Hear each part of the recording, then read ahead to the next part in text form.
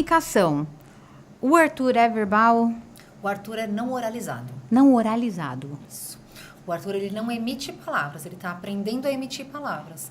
Mas isso não significa que ele não se comunique. Ah, então tá. Então, como que ele se comunica? Como é que é essa comunicação? Como é que você entende seu filho? O Arthur, até um pouco antes da pandemia, ele tinha muita dificuldade de realmente expor qualquer opinião, qualquer vontade, qualquer gosto. Ele ia até o que ele queria e apontava. Durante a pandemia, que ele perdeu muito contato social, o Arthur é uma criança que entrou na escola com 1 ano de idade, mesmo sendo uma criança com deficiência.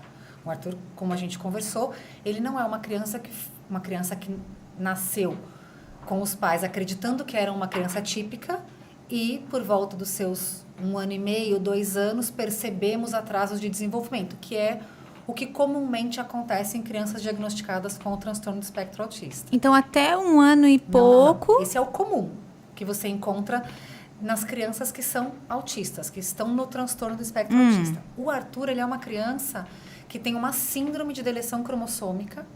Então, o Arthur, ele nasceu, foi direto para uma UTI neonatal e com 13 dias de vida nós tivemos o diagnóstico de que ele já era uma criança com deficiência. Tá. Nós conhecemos parte das deficiências do Arthur já recém-nascido.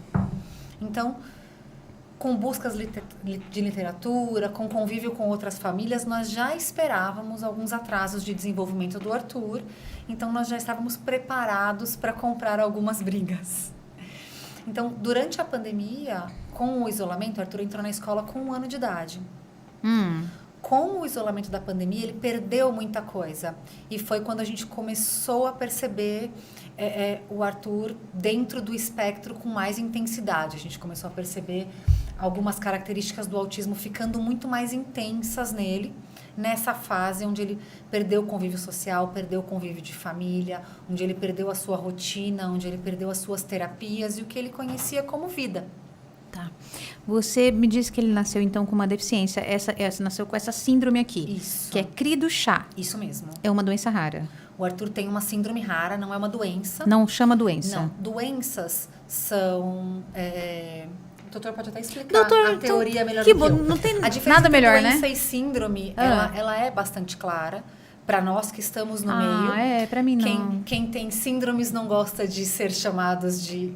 Que as síndromes sejam chamadas de doenças e vice-versa. Tá. Mas eu acredito que o doutor consiga te dar um embasamento melhor para todo mundo entender. Doutor, por favor, sou muito ignorante, então. Porque a gente teve um podcast aqui de doenças raras. Então, por isso que eu sei que esse aqui é um percentual muito pequeno, falei doenças raras, mas já vi que eu falei errado. Nós fazemos parte dos grupos de doenças raras. Tá. Porque se a gente separar, se a gente segregar síndrome e doença...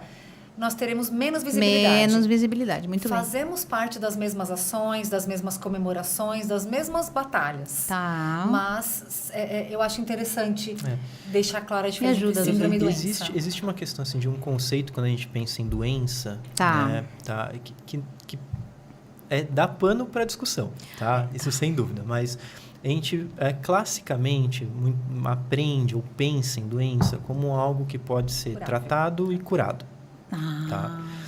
Apesar de que existem muitas doenças genéticas que não vão ser tratadas e curadas, então esse termo ele começa a se confundir, a se mesclar. Sim, tá? É verdade. E até existem algumas questões históricas. Tá? Então, muitas vezes, quando uma síndrome ela foi descrita como uma síndrome, ela não vai mudar para uma descrição de uma doença. Da mesma forma como às vezes a gente vai usar a doença para algumas situações que a gente pode pensar que também talvez fosse uma síndrome, tá? Num termo assim, numa descrição mesmo.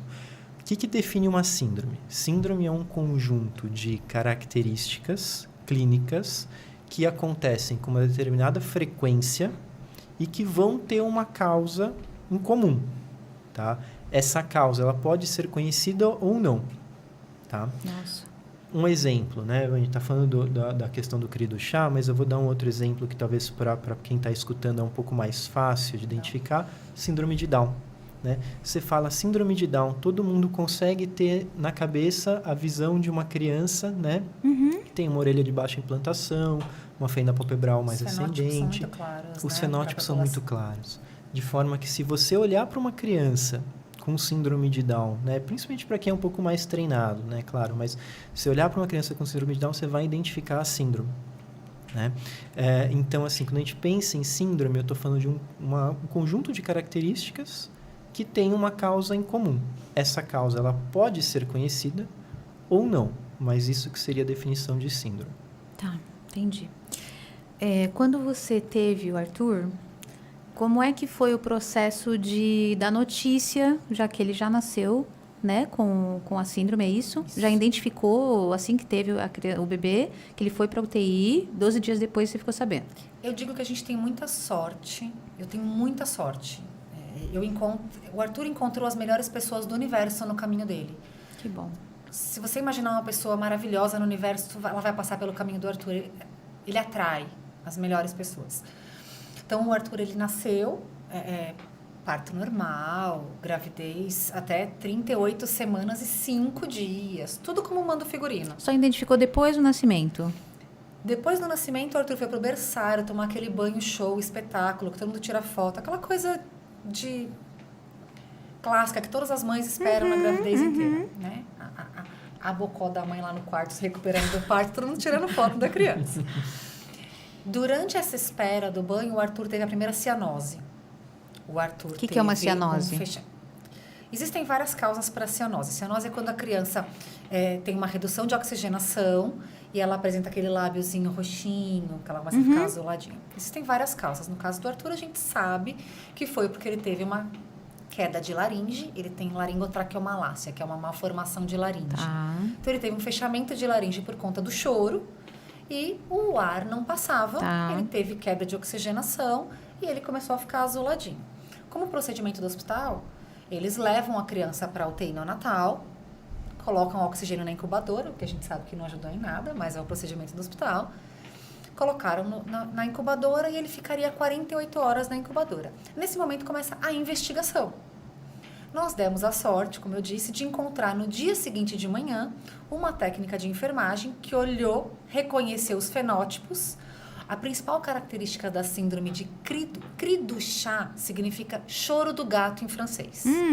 A principal característica da síndrome de cri du chat é que o choro do recém-nascido ele é idêntico ao miado de um gato. Nossa. Idêntico. Você não consegue dizer, nossa, parece um pouquinho. Não, é idêntico. É um choro de um gatinho mesmo. A síndrome foi nomeada porque essa foi a primeira característica que a pessoa que descobriu a síndrome encontrou em comum entre as pessoas diagnosticadas.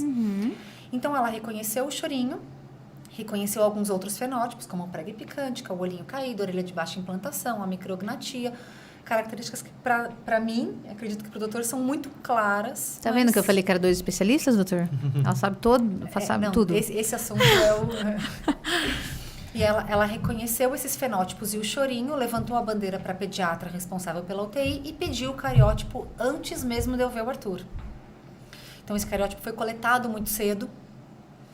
Por estar dentro de uma UTI neonatal... Cariótipo é um exame, é o exame do pezinho, não? O cariótipo não. O cariótipo é um exame feito por coleta de sangue, que faz uma varredura e uma análise de uma quantidade de cromossomos. Ele vai fazer uma leitura de falhas cromossômicas, trissomias, deleções, quebras. Ele tira uma foto de cromossomos. Ele vai coletar uma quantidade de sangue. Normalmente, eles fazem de 10 fases. Eles analisam 10 cromossomos para ver se eles têm o mesmo resultado. O geneticista está concordando. Quer dizer que eu não estou falando o geneticista está concordando com a Não, eu vou falar uma coisa. A mãe dos raros, né, se especializam de uma forma de que você pega um profissional da saúde, um médico que não conhece sobre genética, que não conhece sobre doenças raras, e eles sabem muito mais. Tá? Eu acredito. Eu não tenho dúvida disso, né? É verdade. De fato, é porque é o que você falou, tem que aprender, né? Tem que se aprofundar, porque senão às vezes não vai conseguir ter uma assistência quando precisar, porque o profissional que vai estar no pronto-socorro, o profissional que vai estar não lidar com aquilo todo dia. Não lidar com aquilo todo dia.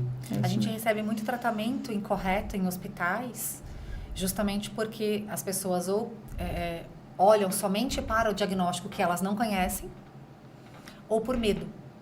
É uma criança que tem uma síndrome que eu não conheço, interna. Nós não levamos o Arthur em pronto-socorro. Ou levamos somente no mesmo pronto-socorro. Entendi. Mas eu queria entender como é que foi, como você recebeu, como a notícia foi dada e como você recebeu a notícia. Quando nós recebemos o diagnóstico do Arthur, foi coletado esse cariótipo. Quando ele tinha 4 dias de vida, a gente fez a primeira ressonância magnética, descobrimos que o Arthur tem 4 malformações no cérebro. O Arthur tem malformação de cerebelo, tronco encefálico, corpo caloso e nervo óptico. A neuropediatra que olhou o Arthur, ela foi até lá, olhou o exame, olhou o Arthur e falou, acredito que seja cri do chá, mas é melhor esperar o cariótipo. Eu falei, doutora, acredito o quê? Não vou falar com você sobre isso agora. Quando sair o resultado, a gente fala. Nunca mais eu a vi, tá? Nunca mais ela voltou. Acho que ela foi demitida. Não sei, mas nunca mais eu a vi. Não, doutor, pra falar Ela assim, não eu acho que ela voltou, foi. Nunca mais eu a vi. Infelizmente. Aí fica a memória da mãe. Ela falou, cri o quê pra eu procurar no Google? Pior coisa que eu fiz na vida, procurar no Google. Nossa.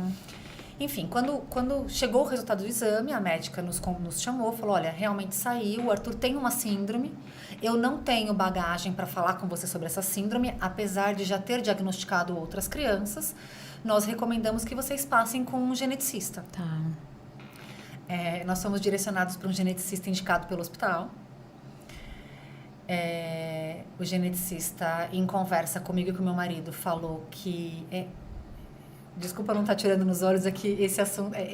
Essa consulta com o geneticista foi complexa. O geneticista falou pra gente que nós não tínhamos que ter esperanças, era uma síndrome rara, mas que ele não sobreviveria, ele não passaria de 1 ano de vida, não existiam outras crianças com essa síndrome vivas no Brasil. A expectativa de vida para meninas era de 14 anos no máximo, para meninos no máximo 16, mas que não chegaria nisso. E que se por um milagre ele passasse de 1 ano de vida, ele seria uma planta e eu poderia colocá-lo no canto da minha casa e regar de vez em quando. Não se preocupe, ele não é mais seu colega de trabalho, ele já está aposentado, longe do mercado, sem falar mais esse tipo de coisa para qualquer outra família. Falou que nós não deveríamos ter esperança e não deveríamos nos apegar, porque nós certamente perderíamos o Arthur muito em breve.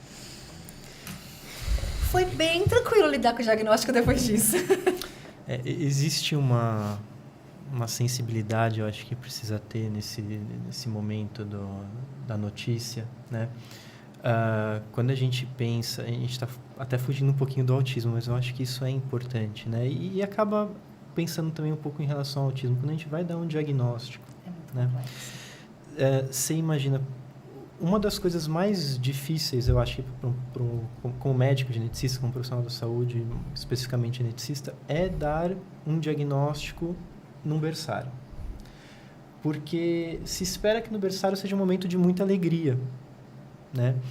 E, é claro, existem aqueles casos, né, aquelas histórias de que a família, durante um ultrassom obstétrico, já identificou que existia uma malformação, então já existe ali uma expectativa diferente de quando uma gestação ela caminha completamente, né, normal.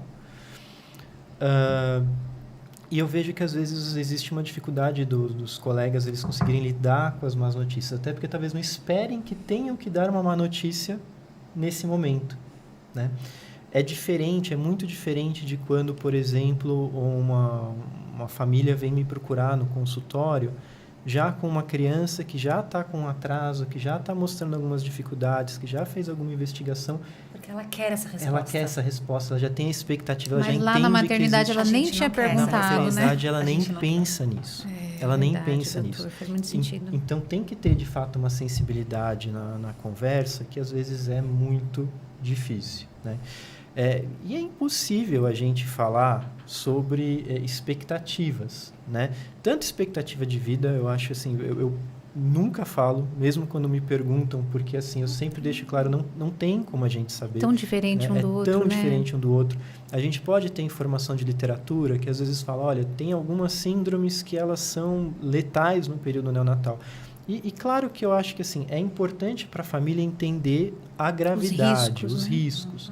Mas nunca tirar a esperança, nunca tirar a possibilidade de entender que, né, a vida acontece. Talvez não daquela forma como se desejou, se pensou, né, durante a gestação e tudo mais, mas a vida não deixa de acontecer, né?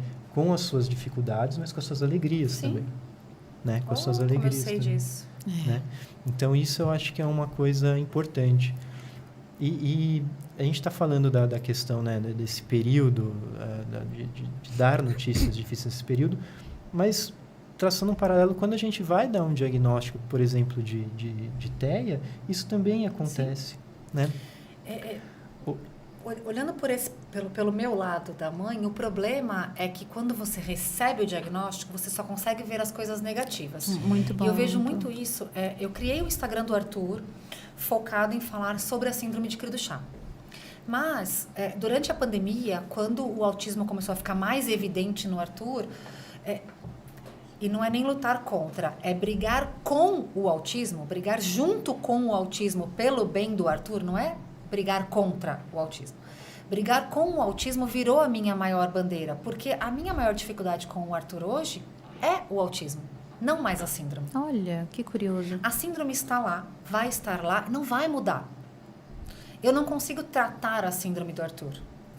Eu não tenho medicamentos para tratar a síndrome do Arthur hoje. Eu tenho medicamentos, tratamentos e alternativas para melhorar a qualidade de vida dele no espectro. Eu consigo... Hoje o Arthur é considerado autista grau 3, porque ele é não oralizado e fraudado. E ele exige muito suporte para as atividades de vida diária. Eu acredito que o doutor vai falar um pouco mais sobre isso mais para frente. Mas eu consigo que o Arthur diminua no futuro para um autismo grau 2, se ele se tornar mais autônomo. Eu não consigo diminuir a quantidade de cromossomo que ele perdeu. Ele não vai ser mais ou menos cri do chá. Então, quando eu comecei a falar mais sobre autismo, que foi quando eu comecei a aprender sobre autismo, eu comecei a receber muitas mães de crianças autistas que estavam pegando o diagnóstico naquela época, me perguntando como eu conseguia falar. Porque eu tenho muito orgulho do Arthur, muito orgulho. Eu não tenho vergonha nenhuma dele ser uma criança com deficiência, dele não falar, dele usar fralda. Eu tenho orgulho dele estar vivo, e muito. E assim, está sendo gravado, vocês podem ver no meu olho que não é teatro. Eu tenho muito orgulho de qualquer coisa que ele faz. Se ele come, eu estou orgulhosa. Se ele respira, eu estou orgulhosa porque ele está respirando. Eu realmente vejo dessa forma o Arthur. E elas me perguntam, como você consegue ver com tanto otimismo? Porque quando a gente pega o diagnóstico, a gente só consegue ver o que a gente perdeu. E isso eu digo, tanto de uma criança com síndrome com múltiplas deficiências, quanto de uma criança com autismo, porque eu tive os dois diagnósticos. Então, você consegue, você cria... Eu tenho um texto, inclusive, muito legal, depois eu mando para vocês, se vocês quiserem, que eu escrevi num dia que eu acho que eu estava desinspirada naquele dia. E eu falo sobre isso. A gente não consegue pensar... A gente pega aquela criança idealizada, que você criou na sua cabeça na gestação. A minha criança vai fazer balé, vai jogar futebol, vai ser amiguinha do João. Sério. Uma gestante consegue imaginar qual vai ser o nome do melhor amigo do filho. E sobrenome, porque a gente, né, quando eles são pequenos, a gente tem o João da Silva, nível. o Rafael Oliveira. E quando aquela criança nasce, o meu texto se chama A Quebra do Cromossomo ou do Sonho? Porque o que dói mais? Você pegar e descobrir no exame que quebrou o cromossomo, ou você pensar em todo aquele sonho que você carregou durante aqueles 9 meses e ver ele sendo picado na sua frente? Nossa, Camila. É um processo de luto. É um processo de luto. É um processo de luto. Eu sempre falo isso. Você tem que aceitar a morte do filho idealizado. E é morte mesmo. Você tem que matar aquela criança que você criou na sua cabeça na gestação, porque ela não existe. Você tem que aceitar aquela criança que veio, com todas as suas qualidades e com todos os seus defeitos. Então, eu vejo essa parte do diagnóstico, que era o que você queria. Sim. Na hora que eu recebi, e eu acho que é a dor que a maioria das mães autistas recebem, é que a primeira coisa quando você pega o diagnóstico é falar, perdi. Sim. Meu filho é autista, eu perdi muitas coisas. A gente tem que começar a ver o que a gente ganhou, o que a gente consegue tirar de bom e dar de bom para essa criança. Porque a experiência de viver com as deficiências e com o autismo, ela não é totalmente negativa. Tem muita coisa boa que você consegue tirar, que você consegue aprender. Eu não estaria aqui se não fosse o Arthur. É verdade. A gente vai falar sobre os ganhos. Eu quero falar especificamente sobre os ganhos daqui a pouco.